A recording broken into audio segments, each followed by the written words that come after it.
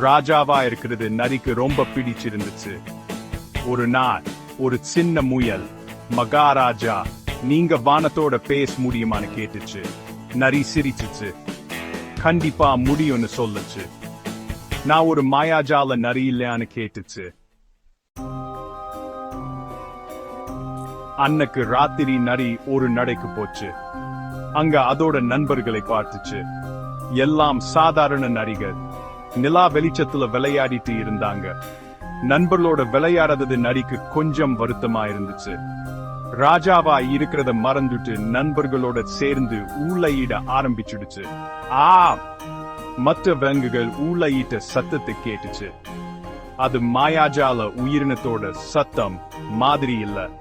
அது சாதாரண நரியோட சத்தம் மாதிரி இருந்துச்சு. நீல நரிய பார்க்க விலங்குகள் எல்லாம் ஓடி வந்தாங்க. அங்கே நரி நண்பர்களோட இருந்துச்சு. அது நீல நிறமா இல்ல. தொட்டியில இருந்த நீலச்சாயம் போயிடுச்சு. விலங்குகளுக்கு கோபம் வந்துச்சு. நரி ஏமாத்திடுச்சு. விலங்குகள் எல்லாம் நரிய துரத்த ஆரம்பிச்சாங்க. நரி ஓடிட்டே இருந்துச்சு. நரிக்கு ரொம்ப வருத்தமா இருந்துச்சு. ராஜாவா இருந்தது நல்லா இருந்துச்சு. ஆனா ஒரு விஷயம் நரிக்கு புரிஞ்சு. எப்பவும் நம்மள மறைச்சு வச்சுக்க முடியாதுன்னு புரிஞ்சுது.